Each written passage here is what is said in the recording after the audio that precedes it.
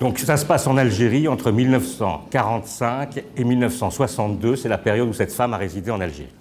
Donc l'expérience de l'exil lors de l'Algérie, même pour ceux qui n'étaient pas pieds noirs, mais qui durent néanmoins l'abandonner en 1962, fut une expérience traumatisante dans la chair.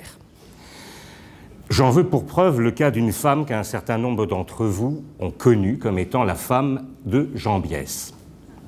Elle s'appelait Rolande, et puisqu'elle se piquait de beaucoup de mots d'esprit, elle aima volontiers se faire appeler Lande, à partir de cet exil contraint, pour bien marquer qu'elle avait été déracinée de la lande algérienne, où elle vécut de 1945 à 1962, donc de ses 26 ans à ses 43 ans, avant d'échouer dans les Landes.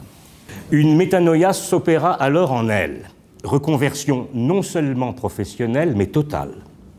Elle suivit une formation de psychologue dans une école jungienne, ouvrit son propre cabinet à domicile en 1968, et puis s'établit à Pau comme psychologue clinicienne à partir de 1976.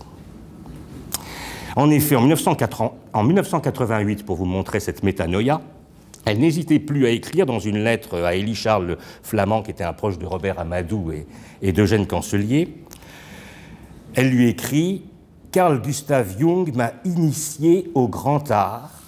L'art de la transformation de l'être humain règne en maître dans ma vie. » Alors là, il y a là un quasi-reniement de ce qu'elle avait été du temps, sa période algérienne, où elle employait les mots d'initié et de maître dans le sens que leur accordait René Guénon. Donc la connaissance de ce que fut Rolande, et pensée intimement, nous est rendue possible grâce à un dépôt qui a été légué à la Bibliothèque nationale par celui qui fut son premier amant spirituel et amour épistolaire. Vous verrez, les deux vont de pair chez elle. Il s'agit du poète vietnamien francophone Pham Van Qui. Alors, pour faire plus simple, dans les pages prochaines, pour pas que ça soit Rustam Jikama encore et autres, je l'appellerai Qui. Donc, mais bon, quand vous entendrez Qui, ça sera lui. 1910-1992, qui était tout à la fois très connu en son époque, hein, bien oublié, mais écrivain de très très grand talent, dramaturge, journaliste, poète, et aussi un grand contributeur des temps modernes et un grand ami de Sartre et de Simone de Beauvoir. Il était indépendantiste, certes, mais alors pas vraiment marxiste, plutôt malarméen. Sa politique est très malarméenne, un peu taoïste sur les bords. Bon, voilà, pour le portrait. Dans leur correspondance passionnée, je dis passionnée parce que c'est 3 lettres par jour, hein, dans leur correspondance passionnée qui débute en 1950, Rolande se dépeint en des termes platoniciens, comme une femme, je la cite, dynamique, fière, exigeante, à la recherche d'un maître, mais pas seulement un maître pour sa chair. Un amant de chair ne satisferait jamais en moi l'esprit, l'âme, l'idée, mais un maître pour le tout.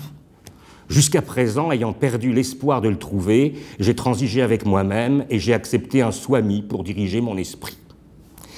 Ce swami supplétif de l'homme idéal, avec qui vivre la parfaite union, était le swami Siddheshvarananda, lui-même disciple de celui que Rolande tenait pour un grand maître, à savoir Ramakrishna, et dont il fut le délégué en France depuis 1937, où Rolande venait annuellement le voir dans sa propriété à Gretz-Armainvilliers.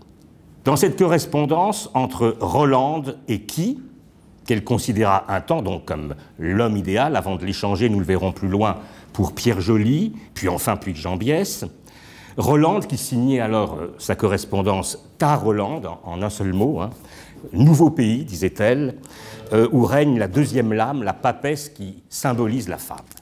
Correspondance, et vous allez voir le contraste avec ce qu'elle est devenue en France métropolitaine, correspondance où elle pleure René Guénon en ces termes, en 1950. Donc. Sa mort m'a fait tant de peine, surtout si proche de celle de notre grand Aurobindo. Un sikh quand même, il faut mettre un sikh. Bon, elle n'a pas de mots assez durs à cette époque-là, aussi contre le mélange des genres psychanalyse et yoga. Ça, c'est pour attaquer le livre de Marie Choisy, qu'elle considère comme une pauvre fille, tout juste bonne à faire du yoga une méthode couée pour concierge. Parce qu'à force de mélanger Jung, le folklore nordique, Freud et une compilation de tout ça avec le yoga, circuler, il n'y a rien à voir, disait-elle. Et puis cela était la preuve d'une ignorance que seule l'initiation peut lever, disait-elle.